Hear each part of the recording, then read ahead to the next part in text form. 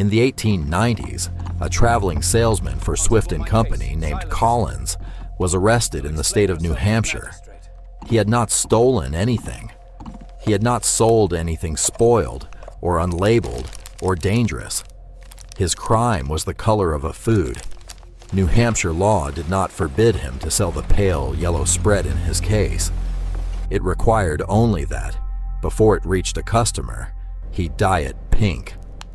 Bright, unmistakable, appetite-killing pink. He refused. He was convicted, and he appealed and kept appealing until the question of what color a fat was allowed to be was standing in front of the Supreme Court of the United States. New Hampshire was not alone. Several American states had passed some version of the same law, and several more had made the product a crime outright. This was not a fringe episode. For roughly 80 years, the government of the United States taxed a food, licensed it like liquor, dyed it, seized it at state lines, and in places forbade it entirely. Not because it was poisonous, but because it competed with butter. Here's the question this episode is going to answer. How did a fat invented in a French laboratory to feed an emperor's soldiers end up taxed by Congress, dyed pink by state legislatures, smuggled across state lines in the trunks of cars, and illegal in its yellow form in one American state until 1967? We will follow it in 5 steps. A prize offered by an emperor, a slaughterhouse byproduct that arrived in America at the worst possible moment, a tax written by the side that was losing, a war fought over one color, and a governor with a yellow pen. It begins in Paris in the 1860s with a competition. Napoleon III, Emperor of the French, nephew of the more famous one, had a supply problem. Butter was expensive. It spoiled quickly in a country with no refrigeration, and he needed a fat that could feed an army in the field, and the urban poor in the cities without either. So he did what the age liked to do with hard problems. He offered a prize. Whoever could produce a cheap, stable substitute for butter would be rewarded by the state. It was the kind of open scientific competition that had already given his uncle beet sugar when the British blockade cut off the cane. The man who won was a French chemist named Hippolyte Mege-Mouriès. He had already spent years on food chemistry, and his answer, patented in 1869, came out of the slaughterhouse rather than the dairy. He took beef fat, pressed it to separate the softer fraction from the hard, and churned that soft fat with milk until it took on the texture and the pale gloss of butter. He called it oleomargarine, oleo for the beef fat, and margarine from margaric acid, a substance named half a century earlier by the chemist Michel Eugène Chevreul, after the Greek word for pearl, because of the way it shone. The name was about the look of the thing. That detail is going to matter more than anything else in this story. Mege-Mouriès had invented a food that would eventually be eaten by hundreds of millions of people, and he got almost nothing from it. In 1871, he sold the patent rights to a Dutch butter trading family, the Jurgens of Oos, who understood immediately what they had bought. The Jurgens firm refined the process, built factories across Germany, Austria, Denmark, Sweden, Norway, and England, and became one of the roots of what would eventually be Unilever. Mege-Mouriès himself died in 1880, poor. The industry he started was, by then, already crossing the Atlantic. America was the perfect market, and the reason is not the one people assume. It was not simply that Americans wanted something cheaper than butter. It was that American butter, in the 1870s, was frequently terrible. There was no refrigeration worth the name, no inspection, and no standard. Farm butter arrived at city markets after days in a wagon, salted heavily to survive the trip, and what could not be sold fresh was worked over, rewashed and resold as what the trade openly called packing stock butter. City families paid butter prices and got something rancid, often enough that the complaint filled newspaper columns. Into that market came a fat that was clean, uniform, and did not turn. It came, above all, out of Chicago. The great meat-packing houses, Armour and Company chief among them, had spent 2 decades learning to sell every part of the animal, and the fat around a steer's kidneys was one of the last parts still going to waste. By the late 1870s and early 1880s, Armour was producing oleomargarine as a side business on an industrial scale, in the same buildings that were disassembling cattle by the thousand. It was the logic of the whole era in a single product, the byproduct of one industry becoming the cheap staple of another. The same railway network that carried dressed beef east could carry the fat along with it. The dairy farmers understood what this meant faster than anyone else did. Their answer was not a better product. It was the law. New York moved first, in 1877, with a statute requiring every package of the new fat to be marked, stamped, and branded as an imitation, on penalty of $100 and 30 days in jail. The effect was not subtle. New York's margarine industry, which had been producing around 20 million pounds a year in 1882, fell to about 100,000 pounds, and the manufacturers simply left the state. That was the first lesson of the war, and both sides learned it at once. This fight was not going to be settled in the market. In 1882, the dairy interests organized properly, founding the National Association for the Prevention of Adulteration of Butter. What followed was one of the more spectacular publicity campaigns of the 19th century. Pamphlets and newspaper testimony described the new fat as the product of diseased cattle, of dead horses, of dogs, of the sweepings of the street. One argument that reached the floor of Congress ran under the memorable line that the city scavenger butters your bread. Some of it was invention. Some of it was not. The margarine trade of the 1880s was as unregulated as everything else Americans ate, and there were genuinely filthy operators in it. But the campaign was never really about hygiene, and the dairymen said as much in the hearings. It was about a competitor. They took it to Congress, and in 1886 they won. The Oleomargarine Act, signed by President Grover Cleveland on the 2nd of August, did something the federal government had essentially never done before. It used the tax code to handicap one lawful food in favor of another. 2 cents of tax on every pound. And beyond the tax, annual license fees simply to be in the business.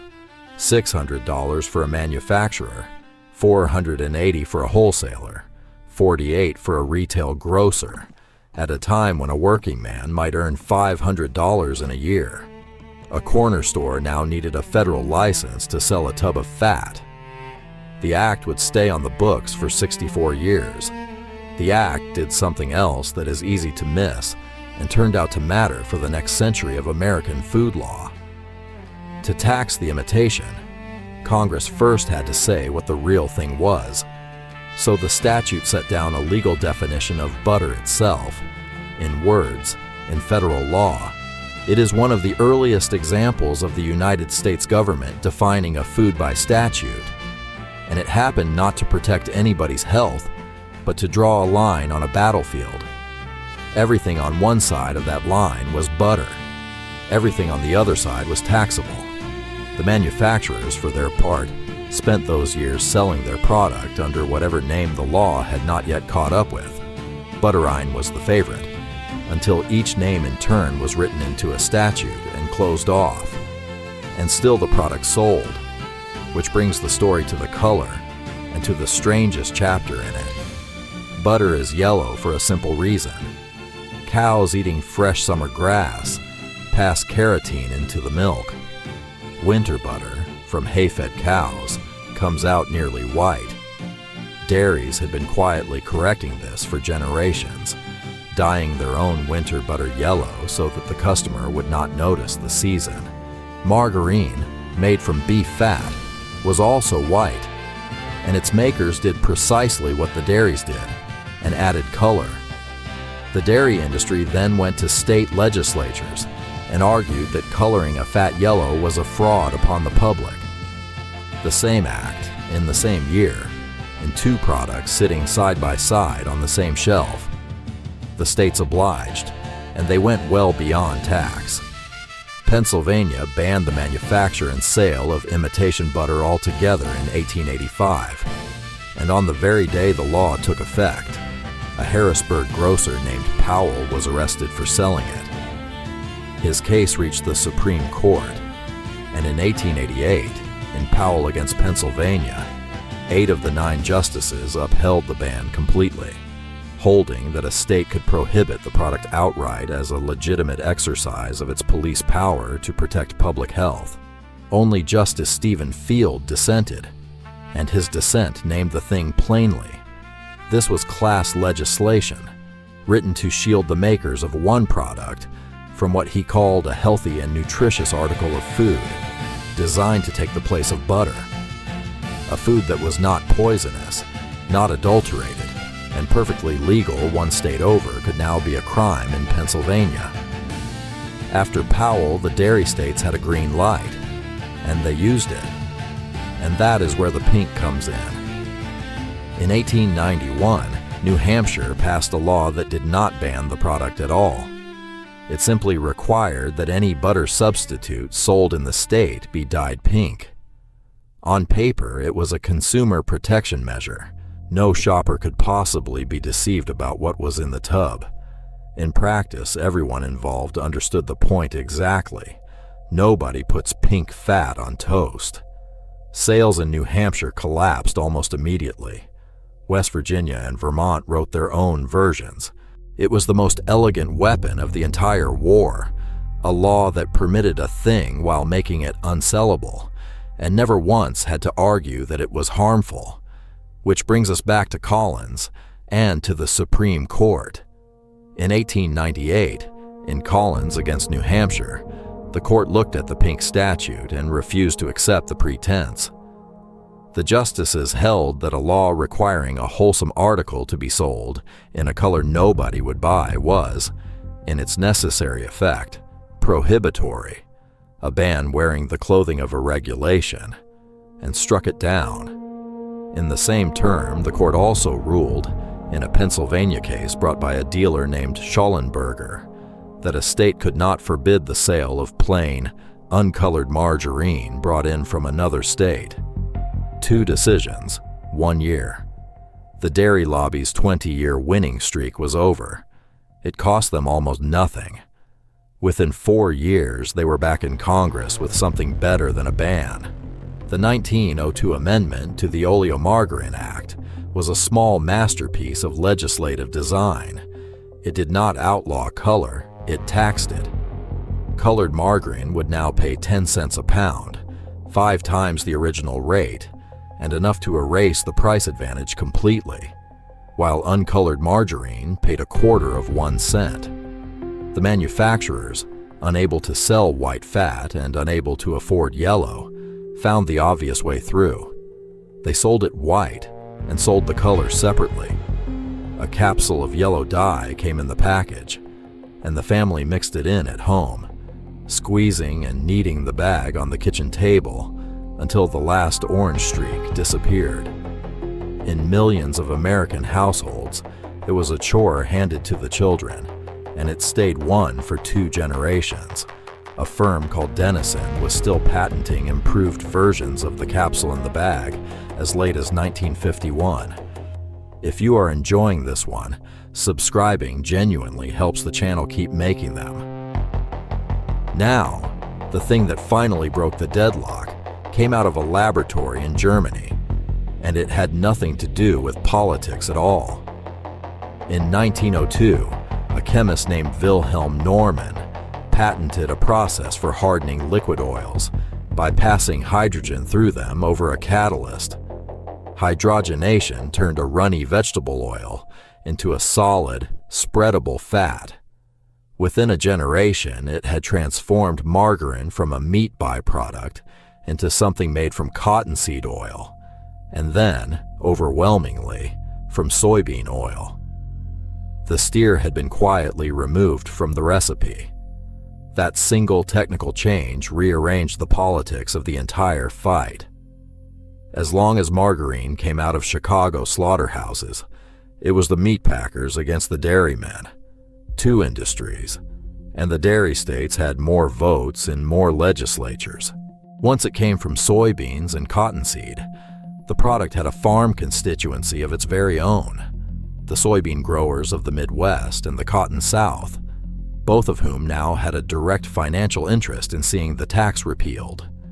The dairy lobby had spent 40 years arguing that margarine was the enemy of the American farmer. It was now, unmistakably, being made by American farmers in states with senators.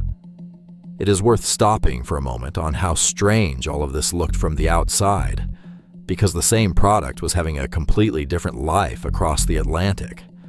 In the Netherlands, Germany, and Britain, the firms that had bought Mejmouriez out, Jurgens and their rivals Vandenberg, spent those same decades building margarine into an ordinary staple of the working-class table, sold openly, colored and advertised on its own name, no pink statutes, no federal license to stock it.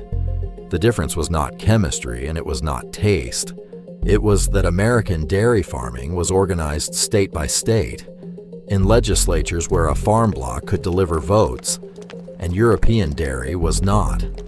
The war over margarine was not a war about a fat. It was a war about who controls a state capital. Then came the two events that settled it, and neither of them happened in a legislature.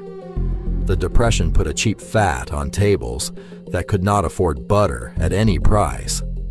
And on the 29th of March, 1943, the Office of Price Administration added butter, fats, and oils to wartime rationing. Every fat was assigned a point value according to how scarce it was, and butter was expensive in points while margarine was cheap. For 4 years, tens of millions of Americans who had been told for 2 generations that the yellow substitute was a fraud on the public ate it every morning, kneaded the dye capsule at the kitchen table, and discovered that it was fine. The taboo died in American kitchens well before it died in American law. By 1945, the argument that consumers had to be protected from a product they had lived on through a world war was not one anybody could make with a straight face. In 1950, Congress repealed the federal margarine taxes and the licenses along with them, and 64 years of the Oleomargarine Act ended almost quietly. The trend line tells the rest. Within a decade of repeal, in 1957, Americans were eating more margarine per person than butter, and it would stay that way for the next half-century. The state laws now fell one at a time through the 50s and into the 60s, as legislature after legislature decided the fight was no longer worth having. Minnesota, a serious dairy state, gave up its restrictions in 1963. That left exactly one holdout, the state whose license plates still read America's Dairyland. Wisconsin's ban on yellow margarine outlived every other one in the country, and it produced the last and most absurd chapter of the war. Colored margarine was perfectly legal in Illinois, so Wisconsin families simply drove south. Through the 50s and 60s, there were dealers operating just over the state line, selling yellow oleo by the case out of roadside buildings to cars with Wisconsin plates, and the newspapers called it what it looked like: bootlegging. People carried it home in the trunk, the way an earlier generation had carried whiskey. Households in Kenosha and Racine were committing a state offense over the color of a spread, and everyone from the county sheriff up knew it, and largely let it happen. The moment the ban actually broke came on the 24th of June, 1965, and it was a blind taste test. A young state senator named Martin Schreiber, who wanted the ban repealed, set one up in the Capitol at Madison. The most committed defender of the butter law, Senator Gordon Roseleib, a dairyman's dairyman who had spent years insisting he could tell the difference at a single bite, agreed to take it confidently. He tasted the samples, picked one as the clear winner, and the winner was Margarine. The story that came out afterwards was better still. His own family had been serving him colored oleo at home for the sake of his weight and telling him it was butter. He had been eating the enemy for years and defending the law with the taste of it in his mouth. It ended on the 1st of July, 1967. Governor Warren Knowles signed the bill legalizing colored margarine in Wisconsin, wearing a yellow tie, using a yellow pen, in front of photographers who knew a good picture when they saw one. 98 years had passed since Mej Moriès filed his patent in France. Even then, Wisconsin did not surrender the whole field. To this day, state law says a Wisconsin restaurant may not serve margarine in place of butter unless the customer asks for it. The last trench of an 80-year war is still technically manned. So what actually won? Not the taste. Nobody in this story ever seriously claimed the substitute was better, and the one man who bet his career on being able to tell them apart could not.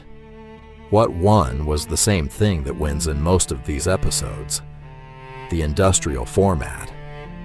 A fat that could be made in a factory to a fixed specification, shipped anywhere, and kept for weeks without going off was simply a better fit for a country moving into cities, onto wages, and away from the farm. Butter's defenders spent 80 years fighting the product with tax stamps and dye, and never once had an answer to the thing that was actually beating them, which was the calendar. There is one last turn, and it is not a moral, only a fact of the record.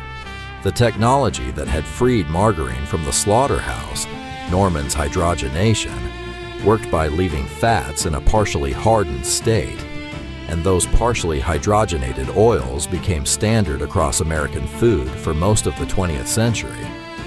From the 1990s onward, the nutritional science on that particular class of fats moved, and moved hard. In 2015, the Food and Drug Administration determined that partially hydrogenated oils were no longer generally recognized as safe, and set a deadline for taking them out of the food supply. The margarine on a shelf today is reformulated, made another way entirely. And in 2005, for the first time since 1957, Americans went back to eating more butter than margarine. Both sides of this war outlived their own weapons. Hippolyte Mej Moriès set out to solve a supply problem for an emperor, and died broke 9 years later. What he actually created was a century-long argument over whether a government may decide which of two lawful foods a person is allowed to buy, fought with tax stamps, dye capsules, Supreme Court briefs, a blindfolded senator, and cars parked over a state line. The butter interests won nearly every individual battle in that argument and lost the war completely. And the reason is the plainest thing in the whole story. You cannot legislate a country back into a kitchen it has already walked out of. If you made it this far, subscribe. It is the single thing that decides whether the next one gets made.